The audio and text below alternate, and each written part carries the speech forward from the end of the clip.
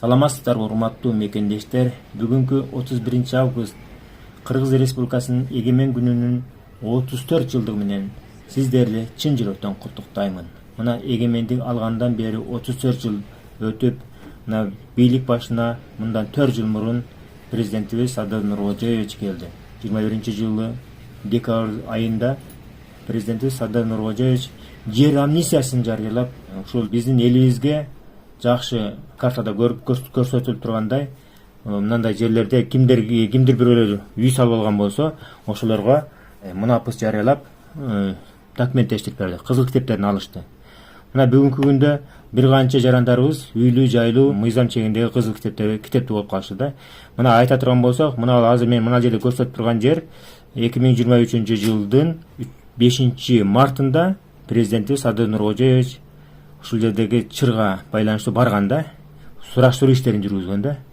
Бул Марал Шаболотованын үйүнүн документи жок болуп чыккан. Бирок үй салынган, муну сүрдүргөн. Ким сүрдүргөн дегенде, ошол кездеги айыл өкмөттүн, Новопавловка айыл өкмөтүнүн администрациясы квартал баш болуп сүрдүрүшкөн да. 16-жылда көрүнүшкөн. 19-жылы уже бул үйдүн тегерегинде да кандайдыр бир помещениялер түшүп калган да, үйлөр түшкөн. 21-жылы бул жерде эмне болгонун көрөбүз. 2021-жылы Марал Шаболотованын үйү турат намында. 2024-жылы бул жер кандай состояние экенин көрөбүз. Мына уже мына Марал Шаболотованын үйүнүн ордуна жаңы үй курулду да. Эмне үчүн дегенде 2023-жылы Марал Шаболотованын үйүн сүрдүрүшкөн эле. Президентибиз бул жерде туура көрүп, бул мыйзам ченемдүү экен, мунун кызыл китепти 17-жылы жасатып алган экен, Самидинова деген. Муну койсо кызыл китеби жок. Эми биз ушул Ак Ордо конушунун мурунку тарыхын көрөлү, историясын. 2021-жылы пустой болгон. 2017-жылы бул жер пустой, совсем пустой. Мына көрдүңүздөрбү? Такыр пустой болгон, мына жерлерде үйлөр жок болгон. Мына 2012-жылы бул жерде эчтеке болгон эмес. Мына көрдүңүздөр, даже мына жерде Марал Шаболотованын үйү где-то мына жерде турат, мына жерде. 2009-жылда жок болгон экен үйлөр. Ак Ордо конушу мына болсо Чортекова көчөсү, мына жак болсо мындай пустой турат. ТЭЦ-2 2009-ду көрөлүчү, 2009-ду. Дагы деле 2009 пустой, 2010 уже 2010 захват болуп кеткен экен. Көрдүңүздөр, мына 2010 захват болгон. 2012-ден 2017-ге чейин Аманкан Кенжебаев деген мырза иштеген экен, азыр жогорку кеңеште жер комитетин башкарып отурат. Толук басылып калган да 17-жылы. 2021-жылы биздин бийлик, азыркы бийлик келгенге чейин бир дагы пустой жер калган эмес. Калган эми анча жерде калган да. Мында чоңойтуп көрсөтө турган болсок, Ахунбаева көчөсү. Мына жерге келип, мына жерде эмне деген бир көчө бар, ошол жерден бүтөт да, тупик болуп калган да. Ал эми 2024-жылдагы состояниясын көрөлү. 2024-жылы. Мына 21-жылы, 24-жылы. Кээ законопослушный адамдар бул жерге үй салган эмес, законопослушный эмес адамдар үй салып алган да. Бирок ушуну азыр эске алып, мына ушу карта боюнча мына президентибиз айтып атат, булардын баардыгы жоопко тартылат депчи. Албетте биз мыйзамды сыйлашыбыз керек. Биз эми Көкжарга келели. Көкжарды мына азыр биз Көкжар конушу деп коет. Көкжардагы жанагы Лебедевка. Мына Көкжарды биз эң алгачкы биз 2000 немеден баштайлы, 2000 Көкжар конушу. Көкжар 2005-жылы. Мына Көкжар, мына Көкжар. Мына болсо Достоевский көчөсү мындайынан, мындайынан Ахунбаев көчөсүнүн кесилиши. Көкжарды көрүп атасыздар мына жерде. Бир дагы помещение, бир кандай эч кандай неме болгон эмес. 2005-жылы. 2009-жылы болгон бул, көрөлү. 2009-жылы мына үйлөр түшүп кетти, азыркы Алтын Орда деп коебу, мына Алтын Орда. Эми биз 2012-ни көрөлү. 2012-де деле пустой болуп турат. Так, көк жер конушум да пустой. Көрдүңүздөрбү? Азыр кызуучу болуп аткан жер пустой 2012-жылы. Эми биз ушуну 2017-жылы кандай состояние болгон. 2017-жылы пустой болуп турат да.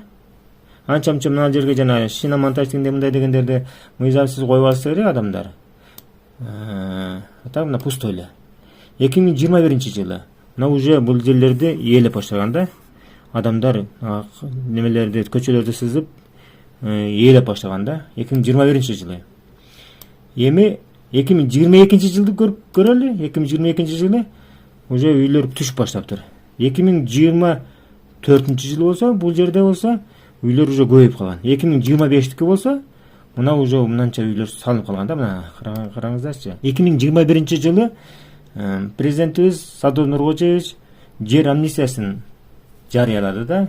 Айбек Жунушалиев 2022-жылдан баштап 2023-жылдын ноябрына чейин жер амнистиясынын жумуштоонун председатель болуп Айбек Жунушалиев деген азыркы мэрибиз. 2023-жылдын ноябрынан баштап Кадыралиев деген мырза иштеп келатат. Азыр дагы президентибиз жаңы комиссия түзүп, мунапыска чейин кимдер үй салып алган, мунапыстан кийин кимдер үй салып алды, ошол боюнча комиссия иштейт деп президентибиз Садыр Нуркожоевич так даана айтып берди. Саламатсызбы, Садыр Нуркожоевич? Салтка айланып калгандай коомчулуктагы актуалдуу болуп турган маселелер боюнча сиздин пикирди билели деп байланышып жатабыз. Учурда снос сөзү күнүмдүк тиричиликте эң көп колдонулууда. Бул айрыкча Ош жана Бишкек шаарларында эң көп жаңырууда. Акыркы күндөрү коомчулуктун көңүлү Бишкектин көк жар конушундагы мыйзамсыз делген чарбалык курулуштардын буздурулушунда болду. Эми үйлөр да бузулабы? 2021-жылдан кийин үй салып алгандардын тагдыры кандай болот? Анткени айрымдары жер саткандарга алданганын айтса, айрымдары жылдап тапкан каражатын курулушка салганын айтышууда. Үйлөр салынып калгыча жергиликтүү бийлик каякта карап отурду, алар да аралашса керек дегендер бар. Эми үй салып алгандарга мамлекет тараптан альтернативдүү сунуштар болушу мүмкүнбү? Негизи эле өлкө боюнча снос маселесинде сиздин көз караш кандай? Саламатчылык. Мен 2020-жылы өлкө башына келген кезде жерлерди мыйзамсыз басып алып, үйлөрдү салып алган жарандарыбыздын көйгөйлөрү менен иш баштагам. 2005-жылкы инкылаптан бери жерлерди өзүм билимдик менен басып алышып, үйлөрдү салып алып жашап жаткан жарандарыбыз 10 миңдеген түтүн экен. Айыл-айыл болуп кетишиптир. Көбүнесе Ош менен Бишкек шаарынын тегереги экен. Колдорунда кызыл китептери жок. Жашап жаткан даректери боюнча каттала алышпайт. Балдарын мектепке же бала бакчага бере алышпайт. Шайлоолорго да катыша алышпайт. Деги койчу, иши кылса адам катарына кошула албай жүрүшкөнүн айтып даттанып келип жүрүштү.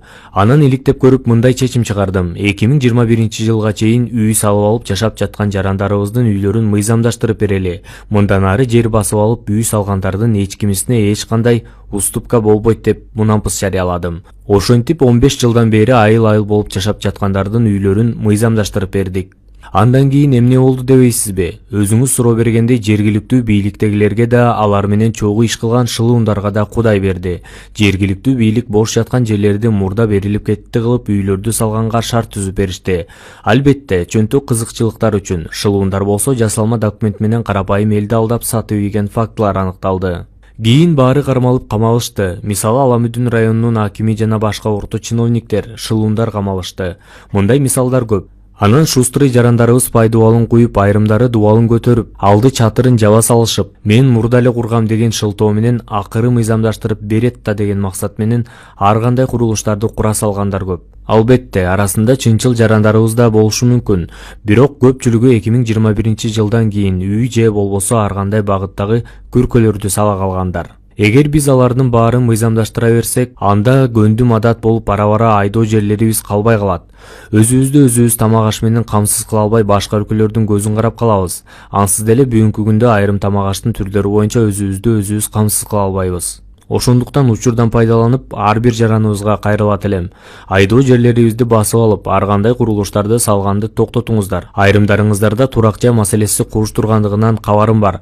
Ошол үчүн мамлекеттик ипотекалык компанияга өзгөчө көңүл бурулууда. Анын шарттарын болушунча ийкемдүү кылуудабыз. Үй салуучу жерлерибизге эң жок дегенде көп кабаттуу үйлөрдү салалы. Бир киши батчу жерге 10 киши батыралы. Бизден кийин да урпактарыбызга жашоо бар экенин унутпайлы. Альтернативдүү сунуш боюнча сурооңузга, мен дайыма үйү снос болуп жаткан жарандарыбызды талаада калтырбагыла, МИГтен кезексиз үй бергиле деп мэрлерге айтып жатам. Эгер чындап эле үйү снос болуп жаткан жарандарыбыздын башка жакта жашоого мүмкүнчүлүгү жок болсо, МИГтен үй беребиз.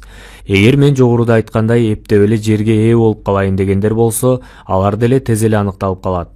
Алардын бетин ачабыз. Өлкөбүздө тартип болуш керек. Тартип болбогон өлкө өнүкпөйт. Андай өлкөдө башаламандык боло берет. Ошто суу каналынын үстүнө үй салып алышыптыр. Суунун шлюзун көтөрүп түшүрүш үчүн кимдир бирөөнүн үйүнө кирип, үйүнүн ичинен иштешин керек экен. Бул эмне деген акмакчылык? Мындай көрүнүш бир дагы башка өлкөдө болбосо керек. Мыйзамсыз курулуш тууралуу сөз болгондо Бишкектеги Ататүрк багындагы үйлөрдү эстегендер көк жар конуш менен салыштыргандар болууда. Мэр Айбек Жунушалиев паркта үй салгандардан 500 миллион сом чогултуларын, кала бийлиги алар менен бир пикирге келишкенин айтты. Бул кош стандарттуулук болуп калбайбы?